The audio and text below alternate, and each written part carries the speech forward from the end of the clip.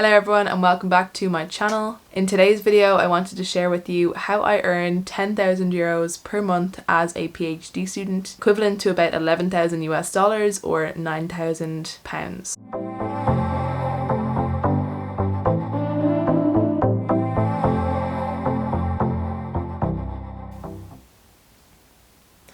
I'm feeling stressed about filming this video, so I've been putting it off for a while, hence I missed last week's upload, and I feel like this is the reason why I ended up taking a bit of a gap a couple months ago, because like when I got back into a role, because I had this video on my to-do list as my next video to film, and I just have a lot of stress about it. I'm really worried about how people are going to respond. I'm worried about who might see it and how people from different aspects of my life might respond. But I believe that financial transparency is really important in some ways. I really personally appreciate other people who share this type of information online, and I love watching these videos when like a normal person shares what their income or what their spending is like. And so I wanted to make this video. I've wanted to make this video for a long time. I've just been really stressed about making it, so keep that in mind. If you're new here, my name is Ciara. I'm a final year PhD student based in Dublin, Ireland. I also run a business which is a speech and drama school based in Dublin. And I also work as a lecturer in machine learning and data analytics. And I also do social media when I manage to find the time. So if you like this type of content around being productive while doing a PhD, be sure to subscribe and hit the notification bell so that you never miss a video. I'm interested in doing more of this type of kind of financial content, more about personal finances. So I'm currently working on, at the moment, my own way of organizing my finances. I've been playing around with Notion, I've been playing around with Google Sheets as well. So once I have that financial planner tool available, I will make sure to have it linked down below. So in case that is not there at the moment, stay tuned. How I earn 10,000 euro per month as a PhD student. Before we get into this, I suppose a bit of a disclaimer. In this video I'm going to be talking about overwork, and it's going to appear like I'm trying to promote that type of work, which I definitely amn't. I definitely don't think overwork culture or hustle culture is good, and it's actually not something that I want to be doing for much longer. It is, however, the season of life that I'm currently in, and currently trying to understand why I am here and how to get myself out of it in a way that will be sensible. But in the meantime, I am not saying that people should do this. I am not saying that it's a good thing to do. I'm not saying that it's easy to do or that everybody should do what I do. I'm just telling you what I do and what that leads to income wise. I also know that I am extremely privileged to be earning this level of income as a PhD student. I know not a lot of people have the same opportunities that I've had, and also there is the issue of the cost of living crisis. Like, I feel people will say that it's maybe insensitive to create this type of content, but at the same time I think it's the type of content that at least when I was watching it, I found it personally very beneficial. So if this is not the type of video for you, if it's going to be stressful or upsetting for you, then just don't watch it. And I hope I'll see you in the next video. I'm going to be talking in ballpark figures. So this amount that I'm talking about, I've been earning consistently on a monthly basis since the beginning of 2023. And I'm going to be talking in ballpark figures because some of my income is fixed and some of it varies month to month. And I'm going to be giving a broad range of values in terms of the weekly hours that I put into each of these roles as well.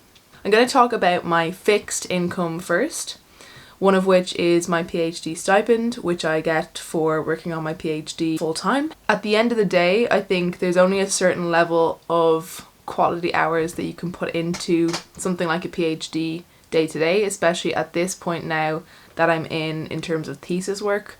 I think anything more than 5 solid hours of work isn't really feasible for me on a given day. So I would say put in between 15 to 25 hours a week for my PhD.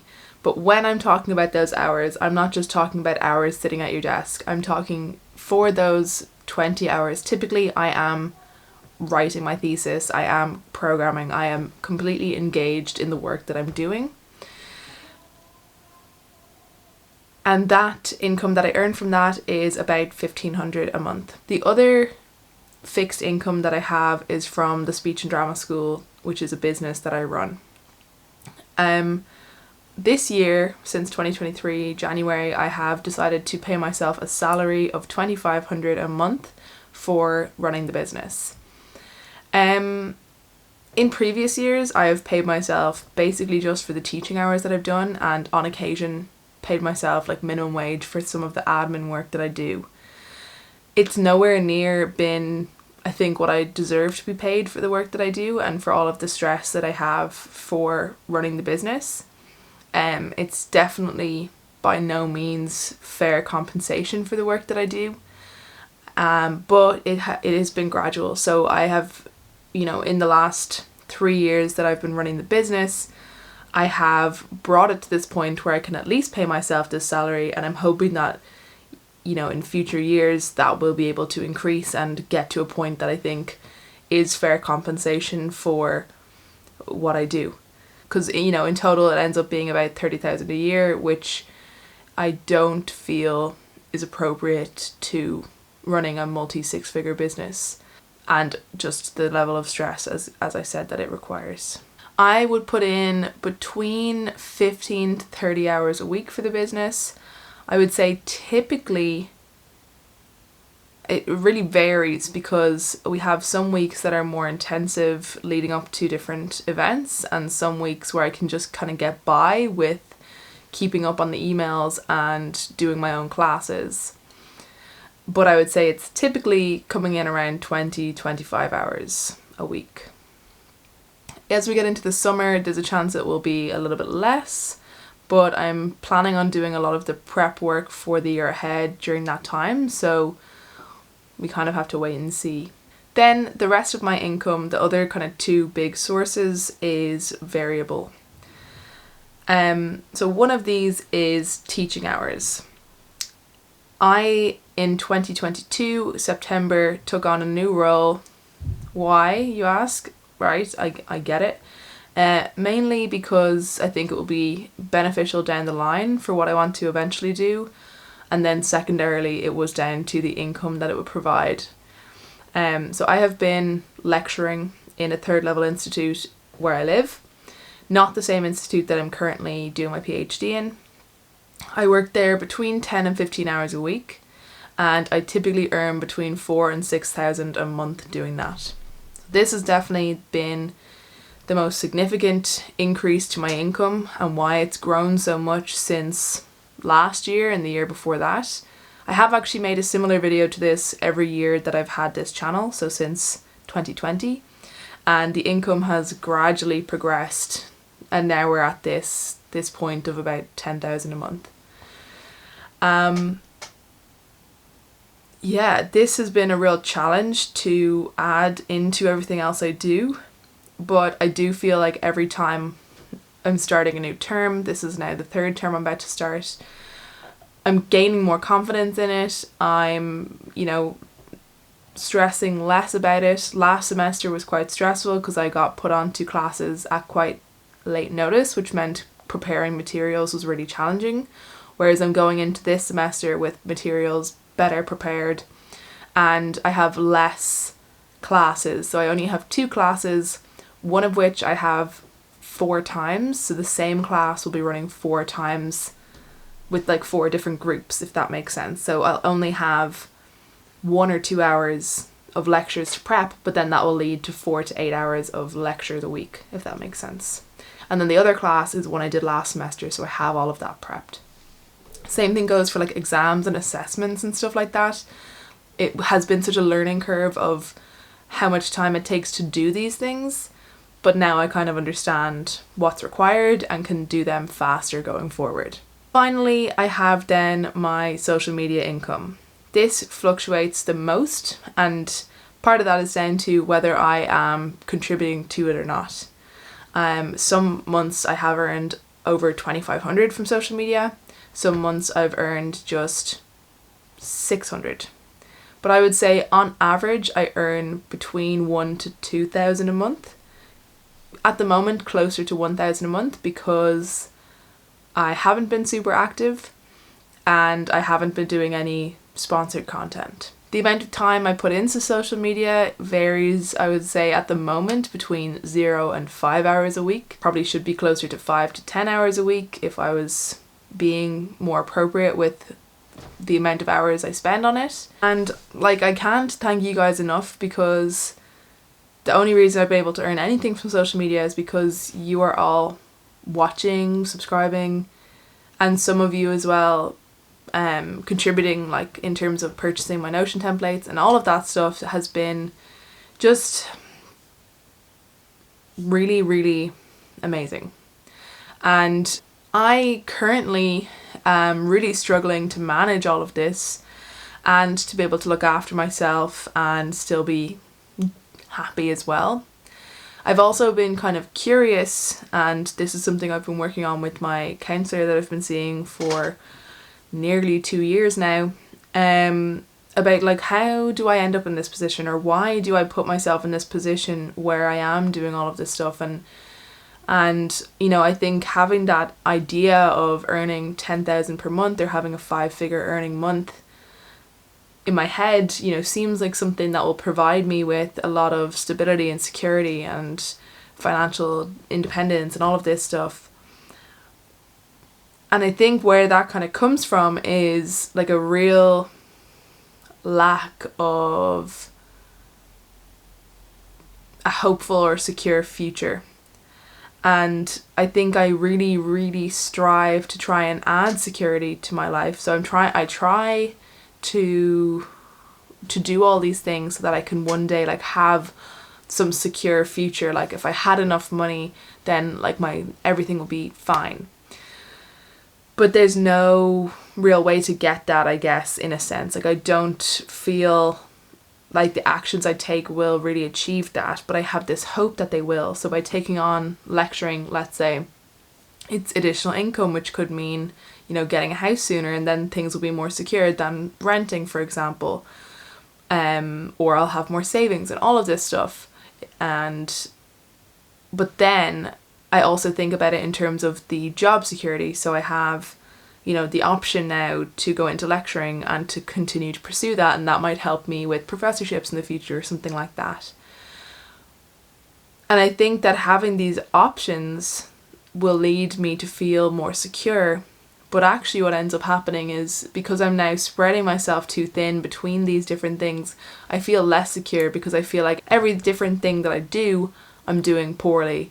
And so each of them is able to slip at any point because I'm not doing them well. And I think about that to do with social media. When I don't post, it stresses me out, because I think about all of the work that I have done just going. And I think about how people won't watch my content anymore because they can't trust me as a creator. And I think about how the business could collapse at any moment. And I think about how I could lose the lecturing position because I'm not maybe doing all of the admin stuff correctly, because I still don't know how to do some things. And I think about how my PhD could fall apart, or my ability to go into research could fall apart because I'm doing all of this other stuff. And all of this kind of stress that I feel, you know, I'm trying to work on that. I'm trying to work on managing that. Mainly just being curious about it and trying to understand like why this leads me to these actions. The sensible thing in my head would be like, okay, well, if I've understood this now, I guess a sensible thing would be to drop one of these jobs. You kind of think then, okay, like what makes most sense to drop? Like maybe the last thing I took on, because I took it on almost frivolously at the time. But the lecturing role, first of all, has been enjoyable, but second of all provides me with about 50% of my monthly income at the moment, and has allowed me to do things like book trips to Hawaii and Japan for the summer and take acting classes because I can just afford them. And it's meant that I really haven't worried about money in months. Like, I worry about money in terms of, am I spending too much? But like, I definitely don't worry about having money for stuff, which I know is a position that loads of people aren't in and can't be in. And so how could I turn that away? And then you think, okay, well, maybe drop the thing that provides you with the most stress, which would definitely be the business that I run. And it's like, well, like, how can I leave that? Like, I can't. There's no way for me to extract myself from that situation. I have staff that rely on me. I have students and parents and everyone that relies on this business continuing. And I want it to continue. And I don't think there's a way for that to happen without me continuing to build it. So that's not an option. And, I do really enjoy it, like, as well. It's just that so much of the time it stresses me so much that I think about just not doing it anymore.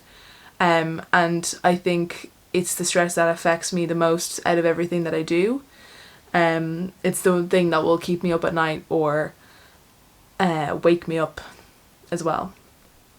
And so, yeah, it's definitely the most challenging one for me. And then you think, okay, well, why don't we get rid of the one that pays the least for the most work, which would be definitely PhD or research in general. And, I don't have long left in my PhD. I have months left. So obviously I'm going to finish my PhD. But even after that, I do want to do research. I do. And that's the difficulty, because in order to do that, I have to be doing work that's paid less. If I was to take on a postdoc position, it would be like the least paid work out of what I do, probably. Especially considering the tax that would be applied to it given the income that I have from other sources. So it's like, that's a challenge because it's something I actually really want to do.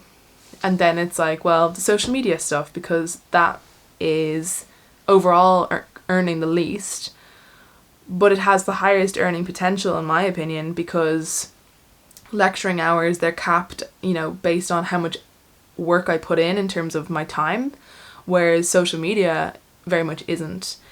At least the way I've set up myself is that when, like, I have products, which means if I could work harder on continuing to develop those products, that could be a bit of work that's done once and then could generate income for a long time, like my templates so far have. And it's also very enjoyable, and it's also something that I built all by myself. So it's like, how could I turn that down? So do you see the position I'm in? This is why, like, people are always like, I don't understand how you do all this. And in my head, I'm like, well, how can I not? Like, I don't see how I could not do these things. I just don't see it. And unless, I guess, like, the lecturing thing, sure, that would be the most sensible thing to get rid of. I do get that. But it is really hard to turn that up, to be honest. It is really rewarding. It is in many ways, like, not just financially, but I mean, like, in terms of, like, helping students to develop their own research as well. I do find it really, really rewarding. So yeah, let me know in the comments below, what do you think I should do? If anyone's ever been in a similar situation or is currently in a similar situation, how are you doing? Are you alright? Did you ever escape the multiply committed position and learn to deal with saying no to things? And I think for me it's a big fear that if I say no to one of these things, I'll miss out in some way, which is, a challenge, I guess. I think I need to do these things now, especially like the lecturing position. I jumped on it because I was like, what if a position doesn't come up again? Like, what if there is no position for next year when I'm actually more free to do it? Like, for example, if I took time off once I finished my PhD, if I just did lecturing for a while. But I was like, well, what if there isn't a lecturing position then? So I think about all these worst case scenarios and I act accordingly. That's not the healthiest mindset to be in, and I'm working on that. That is it for this video. I hope you found it interesting, insightful. I don't know. That is it, and I'll see you in the next video.